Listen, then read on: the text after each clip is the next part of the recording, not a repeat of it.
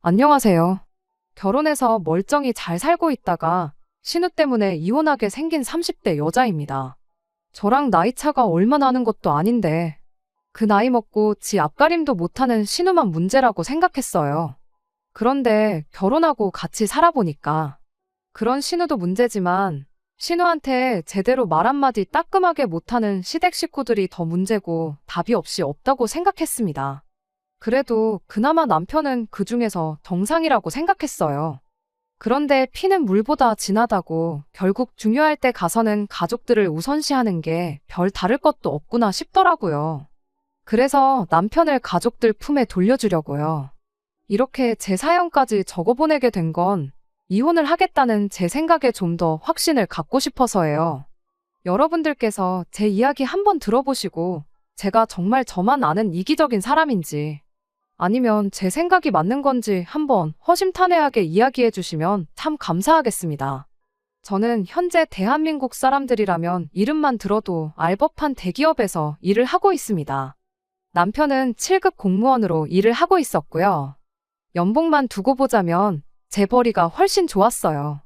처음 연애를 시작할 때는 결혼까지 생각했던 건 아닌데 만나면서 보니 남편이 꽤나 괜찮은 사람이라는 생각이 들기 시작했지요. 나이도 나이다 보니 결혼 생각을 아예 안 한 것도 아니었습니다.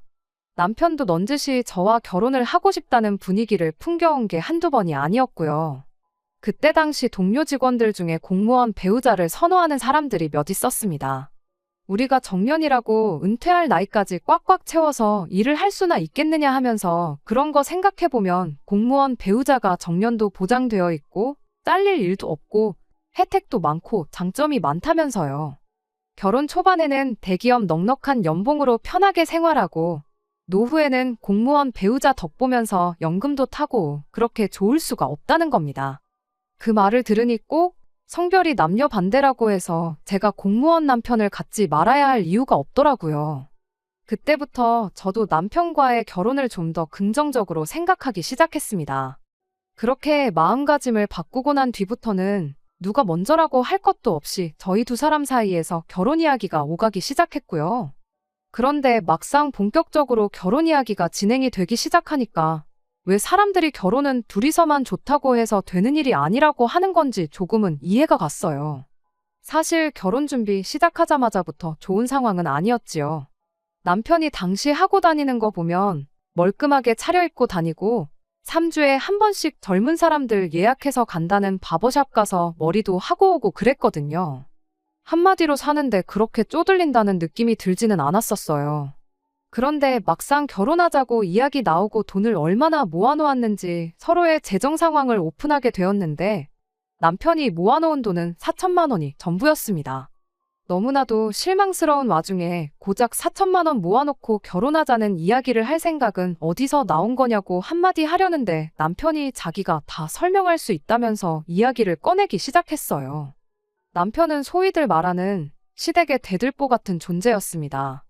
시아버지가 정년퇴직을 하면서 그간 모은 돈으로 고깃집을 하나 여셨다는데 그게 2년을 버티지 못하고 폭삭 망해버렸대요. 사업을 시작하면서 시어머니도 그나마 하고 계시던 소일거리 하던 거 그만두고 아버님 따라서 같이 하게 되었던 건데 그렇게 사업이 폭삭 망해버리고 말았던 거죠.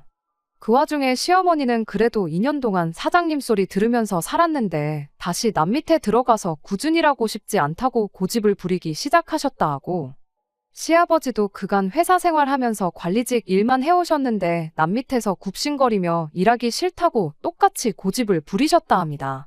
그래도 어떻게 친척분 도움으로 동네에 작게 식당 하나를 열게 되었는데 그나마 그걸로 빌린 돈 갚으면서 두 분 입에 풀칠할 만큼은 벌게 되었다고 하네요.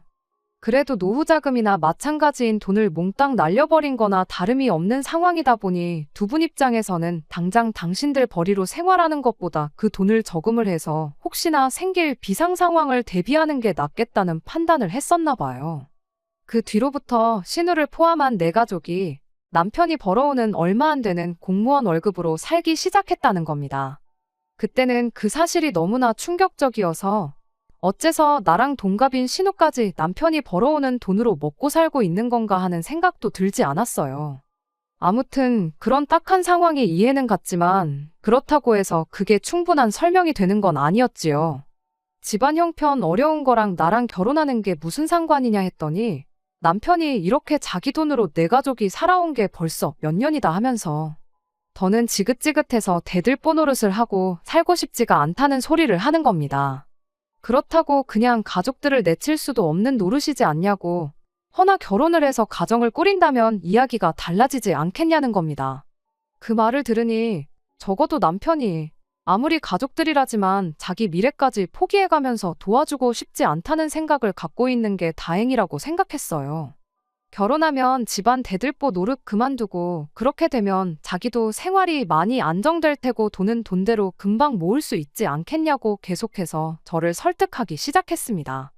가족들은 내 인생에 없는 사람들이다 생각하고 앞으로 우리들, 나아가선 우리 둘 사이에서 태어날 아이들까지 우리 가족들을 위해서 살고 싶다고 하는데 그 말을 들으니 또 그냥 넘어가긴 그렇더라고요. 어차피 저희 친정 상황도 그렇게 넉넉한 편은 아니었어요. 남편처럼 제가 집안에 대들보 노릇을 해야 할 만큼 어려운 상황은 아니었지만 저도 언젠가부터 부모님한테 경제적인 지원을 해드려야 하지 않을까 생각했던 차이기도 했지요. 시부모님이 벌이가 아예 없어서 대들보 노릇하는 남편 없으면 생활이 불가능해지는 상황도 아니었고요. 결혼할 때 하더라도 저희 집에서도 뭐 하나 지원받을 생각 없었는데 똑같이 시댁에서 지원 하나 안 받고 결혼해서 그 후에 양가에 공평하게 똑같이 용돈 겸 해서 50만 원 정도씩 드리면 별 문제도 없겠구나 그런 생각이 들었습니다. 결혼하면서 아예 가족들을 등지고 살 생각으로 저한테 청혼까지 했던 남편은 오히려 결혼도 하고 생활비 조로 50만 원씩 양가 부모님께 드리자는 말에 너무 고맙다며 눈물까지 보이더군요. 그렇게 저희는 결국 결혼을 하게 되었습니다. 남편이 그간 모아놓은 돈 4천을 가지고 결혼 비용과 혼수를 해결했고 저는 그동안 제가 직장 생활하면서 모아놓은 돈에 제 앞으로 대출을 받아 신혼집을 해결했어요. 다행스럽게 시부모님과의 관계 또한 나쁘지 않았습니다. 집안의 기둥을 뽑아가는데 좋아할 사람이 어디 있겠냐 걱정이 많았는데 시부모님 또한 그간 남편한테만 기대서 살아온 부분에 대해서 자식인 남편한테 어느 정도 미안한 마음을 가지고 있었어요. 나중 가서 자식한테 손 벌리기 싫어서 일단 노후 자금부터 넉넉히 모아놓아야겠다는 생각에 남편 돈으로 생활했던 거라는 말이 참 아이러니하기는 했지만 그래도 그 때문에 남편이 고생했다는 건 알고 계시던 눈치시더라고요. 거기에 더불어 기둥을 뽑아가고 나서도 매달 기둥값으로 50만 원씩 보낸다고 하니 시부모님이 저를 미워할 이유 같은 건 하나도 없었습니다. 오히려 제가 마음이 바뀌어서 드리기로 했던 50만 원도 그만 드리라고 하진 않을까, 제 눈치를 보시는 건가 싶을 만큼 저를 어려워하는 게 느껴졌어요. 그런데 문제는 신우였지요. 말씀드렸다시피 결혼하는 과정에 있어서 신우에 대해서는 단 한 번도 생각해봤던 적이 없었습니다. 남편이 그간 시댁 기둥 노릇을 하고 살았었다는 사실이 너무 충격적이어서 신우가 왜 그 나이 먹도록 지 오빠가 벌어다주는 돈으로 생활을 했어야 했는지 물어볼 겨를도 없었어요.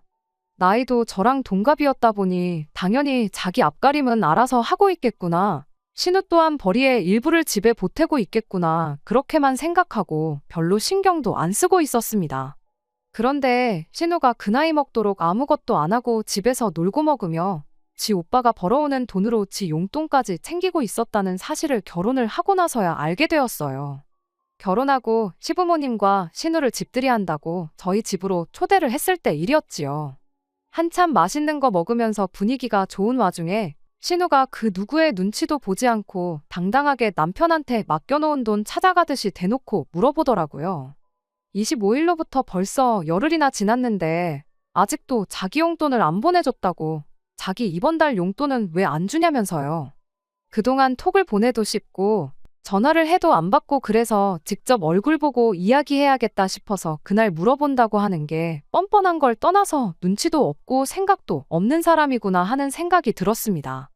남편도 신우가 제 앞에서 직접 용돈 이야기를 꺼낼 줄은 몰랐는지 엄청 당황한 표정으로 대답을 못하고 있었어요. 그러다가 결국 이제 더 이상 용돈은 못 주니까 너도 알바를 구하던지 직장을 구하던지 해서 필요한 돈은 직접 벌어서 쓰라고 한마디 하더라고요. 그랬더니 신우가 갑자기 미친 사람처럼 말도 없이 돈을 끊어버리면 어떡하냐고 고래고래 소리를 질러대며 난리버거지를 치더라고요. 자기도 생활이 있는데 그런 중요한 결정을 상의 한마디 없이 내리면 어떡하냐면서요.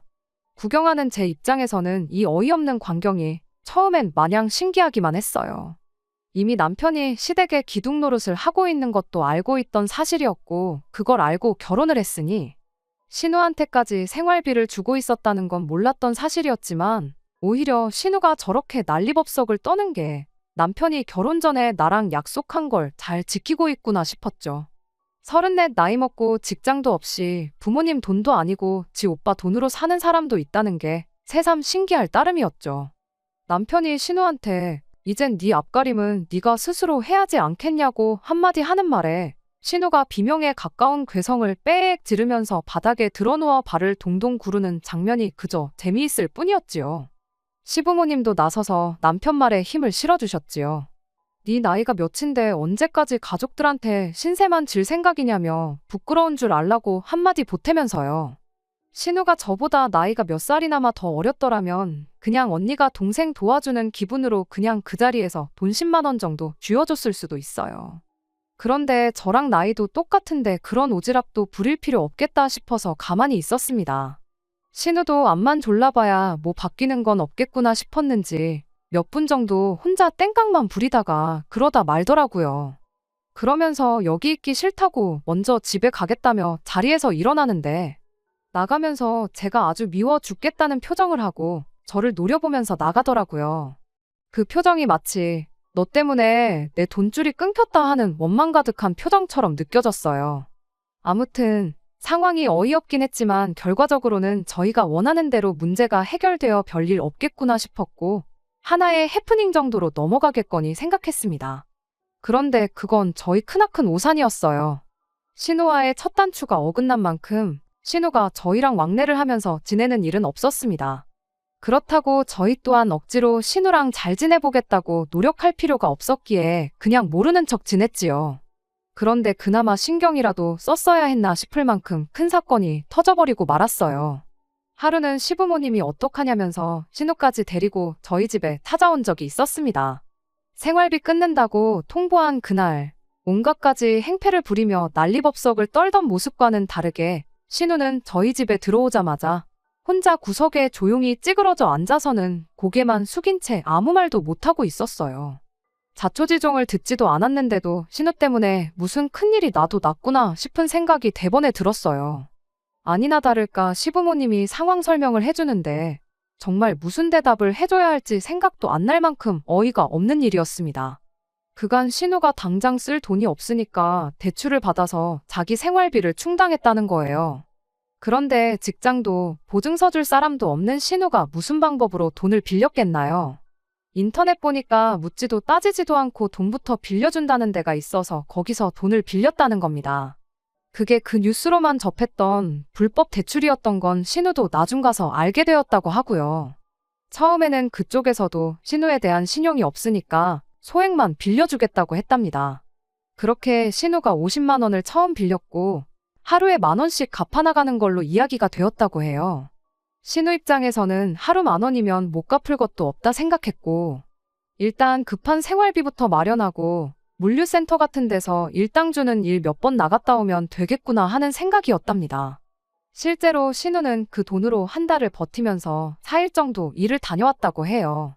그렇게 한 40만 원쯤 갚았을까 그쪽에서 신우한테 따로 연락을 해왔다고 합니다. 이렇게 매일매일 하루도 안 밀리고 성실하게 돈 갚는 사람은 신우가 처음이라며 신용이 생긴 만큼 추가 대출을 해줄 수 있다고요.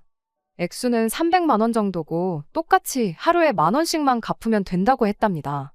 그때쯤 신우 친구들이 해외여행을 다녀온 해 만에 이야기가 나오던 때였는데 그거 같이 다녀오고 싶어서 신우가 앞뒤 생각 안 하고 추가로 돈을 또 빌렸다고 하더라고요. 시부모님은 그래도 신우가 이따금씩 일용직이라도 일을 나가서 돈을 벌어오는 걸 보고 불법 대출에 손을 댔다고는 상상도 못하고 오히려 인생 처음으로 자기 앞가림을 하고 있는 신우가 대견스럽기까지 했다네요. 아무튼 그렇게 신우는 해외여행까지 다녀오게 되었는데 문제는 그 불법 대출을 하는 사람들이 신우한테 하루에 10,000원씩 받자고 돈을 빌려줬던 게 아니었다는 데 있었지요. 그쪽에서 지난달부터 신우한테 독촉 전화를 해대기 시작했다는 겁니다. 신우가 매일같이 갚고 있는데 뭐가 문제냐고 따졌는데 그쪽에서 그건 우리가 돈을 빌려준 대여료지, 원금이랑 이자는 포함되지도 않은 돈이라는 말도 안 되는 소리를 했다는 거예요. 하루에 10,000원씩 갚아나가는, 어떻게 보면 급전이 필요했던 신우한테 몹시 합리적인 것처럼 보였던 상환 방법이 실은 이자랑 원금하고는 전혀 상관없이 그냥 매일같이 버리는 돈이었다는 거죠. 신우 딴에는 50만 원 처음 빌렸을 때 그렇게 하루에 10,000원씩 갚아서 50일이면 끝나는 거라 생각했는데 그게 아니었던 거예요. 그런데 그 돈을 다 갚기도 전에 300만 원을 추가로 또 빌리기까지 했으니 그렇게 신우도 모르는 사이에 매일같이 말도 안 되는 비율로 이자가 불어나 신우가 갚아야 할 돈이 반년 사이에 2천만 원에 달하게 되었던 겁니다. 그쪽에서는 이제 하루에 10,000원씩 받아가지고는 안 되겠다며 신우한테 빨랑 내 돈 갚으라고 독촉을 하기 시작했다는 거예요. 신우가 어떻게든 자기 선에서 해결해보려고 그 뒤로부터는 일용직도 매일 나가기 시작했지만 하루에 10만 원 조금 넘게 벌어서 그 돈을 갚아도 오히려 갚을 돈이 하루가 다르게 늘어나기만 하는 상황이 돼버렸던 거고요. 결국 혼자 힘으로는 해결이 불가능하겠다고 판단한 신우가 시부모님한테 도와달라고 이야기를 했는데 그때는 이미 신우가 혼자 힘으로 500만 원을 갚았음에도 불구하고 갚아야 할 돈이 2,500만 원으로 더 늘어버린 상황이었어요. 시부모님도 당신들 선에서 어떻게 해결이 안 되겠으니 저희한테 도와달라고 찾아오셨던 거였죠. 남편도 저도 그런 말도 안 되는 대출이 어디 있냐고, 딱 봐도 불법인데 안 갚으면 그만이라고. 보아하니 여태 갚은 돈이 빌린 돈보다 훨씬 많은데 적당히 안 갚고 버티다 보면 거기서도 알아서 떨어져 나갈 거라고 걱정 말라고 한마디 했어요. 시부모님이 저희 말을 듣고 그러냐고 하시며 안도의 한숨을 내쉬는데 구석에서 바닥만 쳐다보고 있던 신우가 절대로 그래선 안 될 일이라며 눈물 콧물을 짜기 시작하더니 대신 그 돈 좀 갚아달라고 저희들 바짓가랑이라도 붙잡을 기세로 싹싹 빌기 시작하는 겁니다. 나라법이 그런데 지들이 무슨 수가 있겠냐고 그냥 가만히 있으면 된다고 신우를 달래줬는데 신우가 지금 그게 그렇게 쉽게 넘어갈 상황이 아니라며 또 시부모님한테도 말 못한 이야기를 그제서야 꺼내더군요. 사실 맨 처음 50만 원을 빌릴 때 그쪽에서 신우한테 우리가 당신 뭘 믿고 돈을 빌려주겠냐고, 그냥은 못 빌려주겠네 어쩌네 하면서 그쪽에서 지들이 신우를 믿게 만들 무언가를 달라고 요구를 했다네요.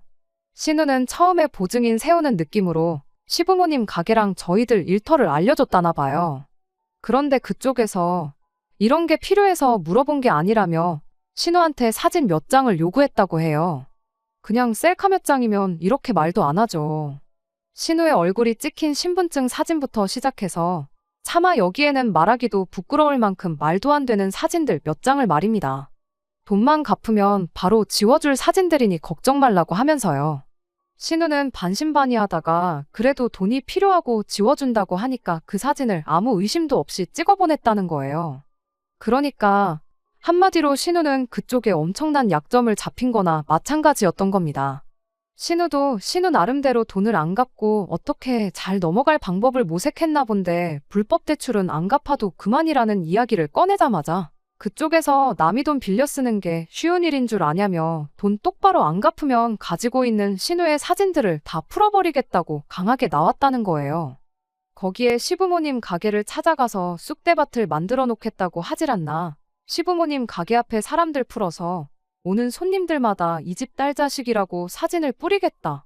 아주 난리도 아니었다는 거죠.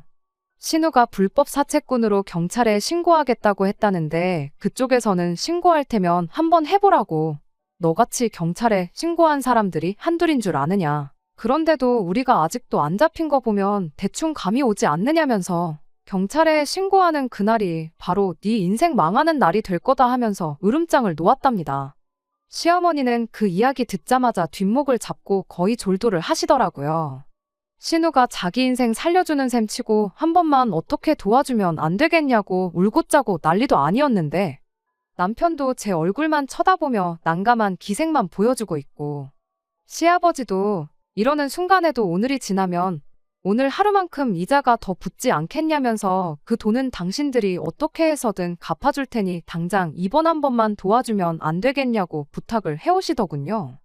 결국 울며 겨자 먹기로 그날 저희 결혼 생활하면서 얼마 모아놓은 돈을 털어서 그 돈을 갚아줬습니다. 솔직히 자기가 뿌린 씨앗이니 신우 사진 때문에 망가질 신우 인생은 그렇다 쳐도 시부모님 가게까지 찾아와 해코지하고 몹쓸 짓을 하게 두면 안 되겠다 싶었어요. 남편이나 제 직장까지 찾아와서 행패를 부릴 수도 있겠다는 생각 때문에 안 갚아줄 수도 없는 노릇이었지요. 시부모님은 평생을 두고도 갚을 수 없는 은혜를 입었다며 저한테 몇 번이고 고맙다는 말을 해주셨습니다. 신우도 그때만큼은 자기 인생이 걸려있던 일이다 보니 저한테 앞으로는 똑바로 살겠다고 몇 번이나 이야기했죠. 그런데 이렇게 제가 저만 아는 이기적인 사람이라는 소리를 들을 줄은 그때까지만 해도 상상도 못했어요. 돈 갚아준 걸로 생색낼 생각은 없었는데 호의가 계속되면 권리인 줄 안다고. 저를 무슨 조금만 힘들다고 도와달라고 부탁하면 그 부탁 들어주는 호구로 받는가 봐요. 일단 그 돈은 제가 내준 게 아니라 엄연히 빌려준 돈이었어요. 신우한테 돈을 빌려줬던 그 범죄자들처럼 하루에 몇십만 원이나 되는 이자를 붙일 생각은 없었지만 그 돈은 꼭 돌려받아야겠다는 생각이었습니다. 시부모님이 갚아준다고 했을 때 마음 같아서는 어머님 아버님이 그 돈을 왜 갚아주시냐고 그 돈은 신우가 직접 벌어서 저한테 갚도록 해달라 말을 하고 싶었지만 그냥 생각만 하고 말았습니다. 신우가 암만 정신을 차렸다고 한들 건실하게 일해서 그 돈을 갚을 것처럼 보이지는 않았거든요. 그래서 조금 가혹할지라도 시부모님한테 그 돈을 받아내는 게 맞다고 생각했지요.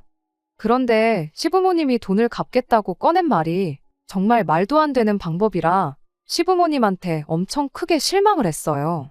저희가 매달 생활비조로 보내드리는 돈 50만 원이 있잖아요. 그걸 5년 동안 안 받을 테니 돈은 벌써 갚은 걸로 치면 안 되겠냐고 하는 거예요. 그렇게 5년 안 받으면 그 돈이 3천이라고 제가 갚아준 돈 2,500에 이자 500 해서 3천이면 이자까지 넉넉하게 쳐주는 거 아니겠냐시면서 말이죠. 그런 계산이 어디 있냐고 말하는 저를 남편은 못마땅해하는 눈치였어요. 우리가 시부모님께 용돈을 드려서 시부모님이 그 돈을 모아서 우리한테 갚는 거나 시부모님이 그 돈을 안 받고 돈 갚은 셈 치는 거나 똑같은 거 아니냐고요. 계산상으로는 남편 말이 틀린 건 없지만 애초에 그런 식으로 돈을 갚겠다고 저희들 도움을 요청해온 거라는 생각만 하면 기분이 썩 좋지는 않았습니다. 그래서 시부모님께 연락드렸어요. 생활비 매달 드리던 건 그대로 드리겠다고 대신 돈을 갚는 건 시부모님이 아니라 신우였으면 좋겠다고요. 애초에 신우 돈을 해준 건데 어머님 아버님이 그 돈을 대신 갚아주실 이유도 없는 거 아니냐고 단호하게 한마디 했습니다. 그렇게 하면 신우도 결국 제 돈을 갚기 위해 알바던 직장이던 구하게 되지 않겠냐고. 장기적으로 보면 저희한테도 시부모님한테도 신우한테도 다 좋은 일이라고 그렇게 한마디 했죠. 그런데 거기서 시어머니가 네가 뭔데 내 딸을 나아가선 당신을 가르치려 드냐며 저한테 한 소리를 하시더군요. 말인즉슨 신우나 저나 나이가 똑같은데 좋은 회사 좀 다닌다고 해서 사람이 더 잘나고 그런 건 아니라고 한마디를 하고 싶으셨던 거였죠. 하지만 그러나 저러나 저는 어머님이 갚아주는 돈 받을 생각이 없다고 저렇게 했다가 신우가 또 무슨 사고라도 치면 뒷감당은 어떻게 하실 거냐? 신우가 직장을 구하지 않는 한 앞으로 저도 신우를 도와줄 생각 없다고 딱 잘라 이야기하고 말았습니다. 결과적으로는 그 돈을 갚는 건 신우가 되었지만 이로 인해서 오히려 시어머니와 저의 관계가 틀어지게 되었어요. 신우야 돈 갚아주는 순간에만 저한테 고맙다고 했지 그 이후로 저희 집에 요구르트 한 줄 사오는 법 없이 지 인생을 살고 있었거든요. 그런데 뭐 제가 취직하란다고 해서 신우 직장이 단번에 구해질 일은 없었지요. 그간 불법 대출 갚는다고 나갔던 것도 일용직이지 정규직은 아니었으니까요. 얼굴도 모르는 사람들한테 신분증 사진까지 찍어주며 약정까지 잡혀가며 빌린 돈은 일용직을 나가서라도 어떻게든 갚아보려고 애를 쓰더니 정작 저한테 갚아야 할 돈은 세워라 내워라 갚을 생각이 없어 보였습니다. 남편 시켜서 신우한테 언제 갚을 건지 물어나 보라고 몇 번 이야기를 했는데 신우는 그럴 때마다 직장이 잡혀야 돈을 갚던가 말던가 하지 않겠냐며 적반하장으로 나왔어요. 그나마 자기 생활비는 한 달에 일용직 서너 번 나가서 벌어다 쓰는 것 같은데 그건 다행이지 않냐며 저보고 참으라고 하는 남편을 보고 있자니 답답해 미치겠더라고요. 그렇게 8개월 동안 신우한테는 1,000원 한 장 돌려받지 못하고 있던 가운데 지난 어버이날 또 신우랑 한바탕 하는 일이 있었습니다.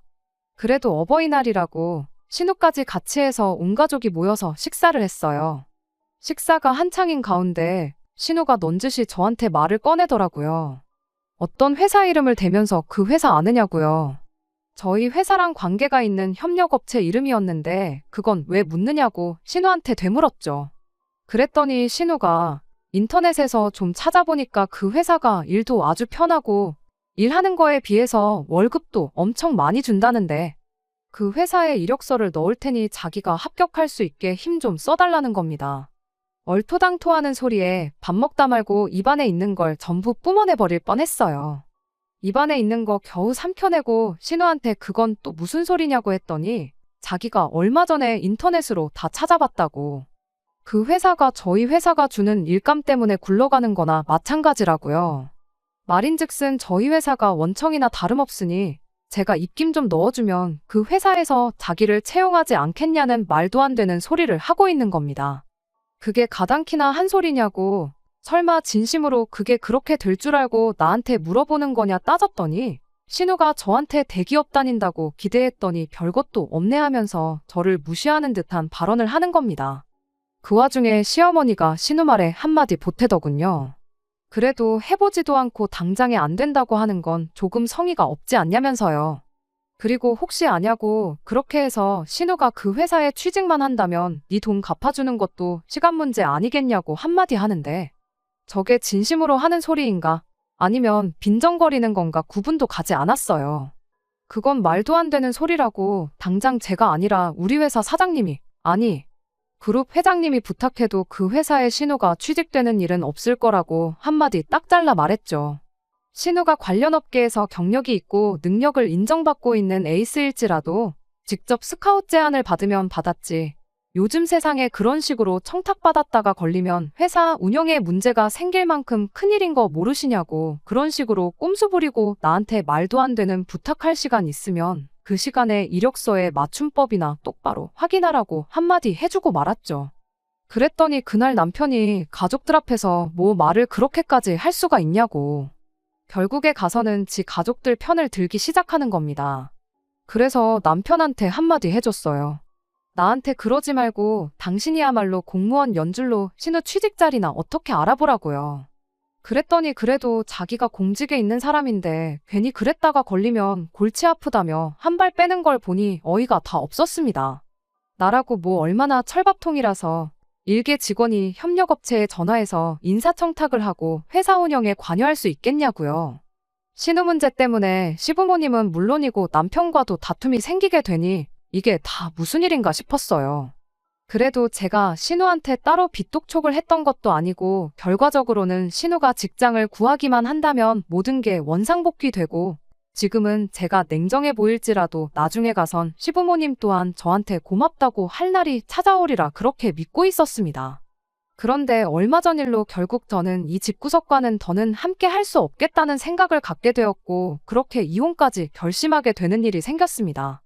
얼마 전 시부모님이 또 한 번 신우를 데리고 저희 집에 찾아왔어요.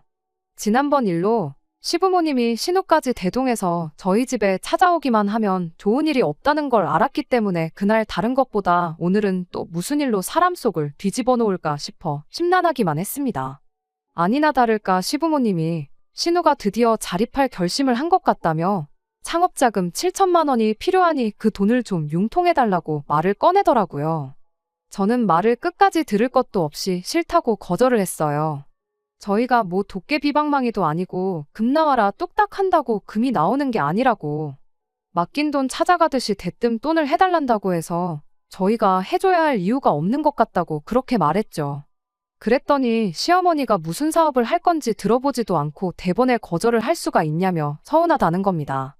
창업자금이 7천만 원이라고 하니 뭐 소자본 창업 체인점 같은 거 하겠거니 싶었는데 아니나 다를까 목 좋은 곳 찾아서 무인 아이스크림 가게를 하나 열 생각이라고 하네요.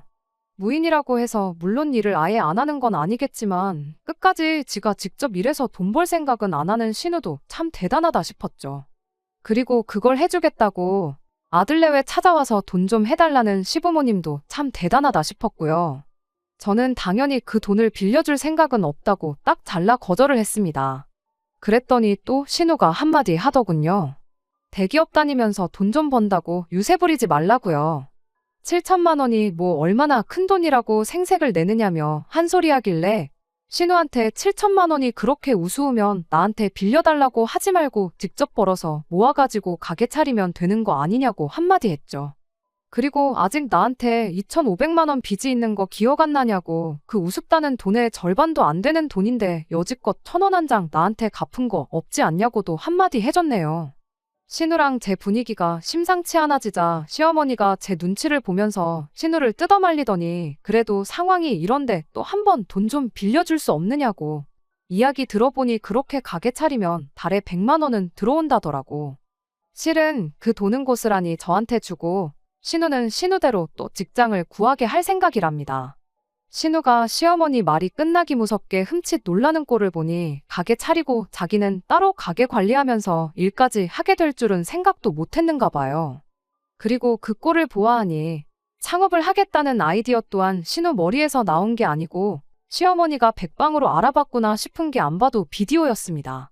무인 점포 차려서 편하게 돈 벌어서 살 생각이었나 본데 실상은 그게 아닌 것 같으니 신우도 가게 차리는 일에 흥미가 떨어졌는지 아니면 알량한 자존심 때문에 그런 건지는 모르지만 저한테 네 생색내는 꼴이 보기 싫어서라도 그 돈 너한테 안 빌린다 한마디 하고는 시부모님 데리고 자리에서 일어나더군요. 현관문 열고 집을 나서는 신우 뒤통수에다 대고 한마디 해줬어요. 그래도 또 불법 사채는 쓰지 말라고요. 지난번에는 상황이 그래서 도와줬지만 두 번은 없다고 그때 가선 진짜로 인생 종칠지도 모르니까 부디 조심하고 돈 빌리기 전에 생각 한번 더 해보라고 한마디 해줬죠. 신우가 잠깐 뒤를 돌아보더니 당장에라도 덤벼들 듯한 기세로 저를 쳐다봤지만 그래도 혹시나 제 도움이 필요할 일이 있을 수도 있겠구나 싶었는지 이내 몸을 휙 돌리고 집을 나가버렸어요. 그리고 그 난리통이 끝나고 나서 남편과 이혼을 결심하게 되었습니다. 남편이 저보고 너는 왜 그렇게 너만 아냐고, 어머니 말 못 들었냐고. 신우 앞으로 가게 차려주고 직장은 따로 구하게 만들어서 네 돈부터 빨리 갚겠다고 하지 않으셨냐. 신우가 직장 구해서 한 달에 무인 점포로 버는 돈 말고 일해서 번 돈까지 같이 해서 갚게 된다면 늦어도 3년이면 그 돈 다 갚게 되지 않겠냐고 그러더니 저보고 신우가 싫어서 그냥 회방 놓는 거 아니냐고 저한테 한 소리 하는 거 아니겠어요? 그래서 남편한테 말했죠. 당신은 평생을 신우를 알고 지냈으면서 동생을 그렇게 모르냐고요. 친구들하고 해외여행 가겠다고 불법 사채 끌어다 쓰는 신우가 잘도 직장 구해서 퍽이나 돈 한 푼 안 쓰고 내 돈부터 갚겠다고 한마디 했죠. 그랬더니 아무리 그래도 내 가족인데 어떻게 말을 그렇게 할 수가 있냐며 노발대발 하는 겁니다. 남편한테 당신 나랑 결혼할 때 가족들 기둥 노릇하는 거 지긋지긋하다고 연 끊고 평생 안 보고 살겠다고까지 하지 않았던 사람 아니냐고. 그런데 이제 와서 내 돈까지 가족들한테 퍼주려고만 하는 게 도무지 이해가 안 된다고 그렇게 말했어요. 그러자 남편이 가족들하고 연 안 끊고 지내게 만든 건 다른 사람이 아니라 너 아니냐며 이게 다 제가 자초한 일이지 않냐고 제 탓을 하기 시작하는 겁니다. 그렇게 남편하고 대판 싸우고 저 혼자서 이 결혼 생활을 유지해야 하는 건가 말아야 하는 건가 고민하다가 결국 이렇게 사연까지 보내게 되었던 거예요. 이런 상황에 이혼을 생각하고 있는 제가 정말 이기적인 건가요? 저는 이렇게 혼자 마음고생하느니 차라리 이혼하고 맘 편하게 혼자 사는 게 훨씬 낫겠다는 생각뿐이에요. 남편 말처럼 이 상황을 제가 만든 거나 마찬가지니 제가 책임져야 하는 건지 정말 고민이 됩니다. 어떤 의견이든 달게 받을 테니 제가 어떻게 하면 좋을지 허심탄회하게 이야기해 주시면 참 감사하겠습니다. 안녕하세요. 결론부터 말하자면 남편과는 결국 이혼을 했습니다. 남의 집 기둥은 뽑아오는 게 아니라는데 기둥값이라고 50만 원씩 주면 끝날 일이라고 생각했던 제 잘못이지요. 아무튼 남편한테는 생각이 정리되자마자 이혼하자고 이야기 꺼냈어요. 더 이상 내 돈으로 신우한테 뭐 해줄 생각도 없는데 당신은 그런 내가 너무하다고만 하니 가족들한테 뽑아온 기둥부터 돌려줘야겠다고 했죠. 그랬더니 대번에 힘들어하는 가족을 도와주기 싫어서 이혼하자고 하는 냉혈하는 세상에 너밖에 없을 거라면서 악다구니를 쓰더라고요. 이게 내 동생, 내 가족이 아니라 너네 가족한테 일어난 일이면 똑같이 그럴 거냐고 역지사지로 생각 한번 해보라고 저를 가르치려 드는 거 아니겠어요? 그래서 남편한테 이렇게 말했어요. 내 가족이면 당신이 반대해도 당연히 도와줬을 거라고요. 그러니까 신우를 도와줄 거면 당신이 당신 돈으로 도와주면 되는 거 아니냐고 그렇게 할 수 있게 해주려고 이혼하자고 하는 거니 원망하지 말고 나한테 고마워하라고 했어요. 그리고 내 가족 중에는 푼돈 얼마 필요하다고 불법 대출까지 받는 그런 머저리는 없고 그 나이 처먹고 일도 안 하고 가족들이 뼈 빠지게 벌어놓은 돈으로 편하게 살려는 거머리도 없다고 기분 나쁘게 네 동생하고 내 가족들을 동일선상에 놓지 말라고 한마디 해줬습니다. 그랬더니 또 그 말에는 아무 말도 못하더라고요. 얼이 빠져서 무슨 말을 해야 할지 우물거리기만 하는 남편한테 또 한마디 해줬어요. 신우가 나한테 갚을 돈은 아무리 생각해도 돌려받을 길이 없을 것 같다고 그러니까 그건 당신 돈으로 갚아달라고 했어요. 그랬더니 남편이 왜 그 돈을 나한테 달라고 하냐고 길길이 날뛰더군요. 바로 1분 전까지 내가 자기라면 가족들을 당연히 도와줬을 거라고 하지 않았냐고 신우가 나한테 갚을 돈 또한 엄연히 빚인데 왜 그건 갚기 싫다고 그러는 거냐고 이해가 안 간다고 했죠. 그리고 크게 걱정하지 말라고 신우 돈 갚아준 것 중에 당신 월급으로 저축한 돈도 있으니 내가 특별히 500만 원은 깎아주겠다고 했습니다. 그리고 그 이후로 오늘까지 당신 돈으로 저축한 돈이 또 넉넉 잡아 500만 원은 될 테고 여지껏 집에 남아있는 대출 갚을 때 들어간 돈 또한 500만 원은 될 것 같으니 총 1,500만 원 깎아서 1,000만 원만 갚으라고 했어요. 그러면 당신 돈은 다 돌려준 거나 마찬가지니 재산 분할이고 뭐고 할 것도 없이 이혼 서류에 도장만 찍어주고 당신은 결혼할 때 싸들고 온 짐 그대로 싸들고 돌아가면 되는 거니 복잡할 것도 없고 편하지 않냐고요. 그랬더니 남편이 태도를 달리하더니 그래도 이혼까지 하는 건 좀 그렇지 않냐면서 일단 신우한테 돈을 해주기로 한 건 없던 일로 하고 어떻게든 신우가 돈을 빨리 갚을 수 있도록 부모님하고 이야기를 해보겠다고 말을 꺼내더라고요. 그래서 그럴 거 없다고 했어요. 그냥 깔끔하게 이혼하자고요. 꼴을 보아하니 앞으로도 이런 일로 시댁과 부딪힐 일이 계속 있을 것 같고 당신은 그때마다 옛날 버릇 못 버리고 집안 대들보 노릇을 하려고 들 게 뻔한데 그때 가서 또 이혼이니 어쩌니 하는 것보다 지금 하는 게 훨씬 낫지 않겠냐고 했죠. 그게 싫으면 그냥 이혼 소송 한번 해보자고 법원이 누구 편을 들어줄지는 안 봐도 뻔하지만 납득이 안 되면 법대로 하는 게 맞지 않겠냐고 했더니 그제서야 남편이 순순히 물러나더군요. 나중에 가선 시부모님이 저희 집까지 찾아와서 신우가 당신들 자식이니만큼 당신들 선에서 어떻게든 알아서 해보겠다고 당신들 얼굴 봐서 한 번만 참아달라고 이야기까지 하고 갔어요.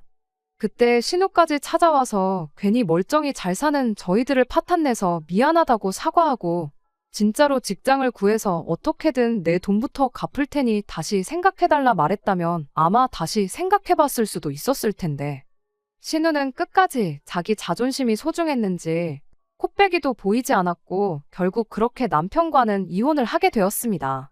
결혼 전 가족까지 내치면서 가족들 기둥 노릇은 졸업하겠다던 남편 말 하나만 믿고 결혼한 제 잘못이 가장 크겠지요. 그것도 모자라 가족들을 등지면서까지 결혼할 게 뭐가 있냐며 어떻게든 가족들과 잘 지내보려고 중간에서 고군분투했던 게 저였으니 남편 말 맞다나 이 이혼에 있어서 제 책임이 아예 없다고 할 수는 없겠습니다. 막상 남편은 다시 가족들 기둥 노릇을 하면서 살고 싶지는 않았는지 이혼하고 나서는 아예 독립해서 시가족들하고 따로 지내고 있는 것 같은데 그 꼴을 보니 언행일치도 안 되는 인간하고 더 늦지 않게 이혼한 게 그나마 제가 잘한 일이 아닐까 싶어 그나마 그건 위안이 되는 것 같네요. 끝까지 들어주셔서 감사합니다. 오늘의 사연은 여기까지입니다. 구독과 좋아요, 알람 설정 부탁드리고 더 좋은 사연으로 다시 찾아뵙겠습니다. 감사합니다.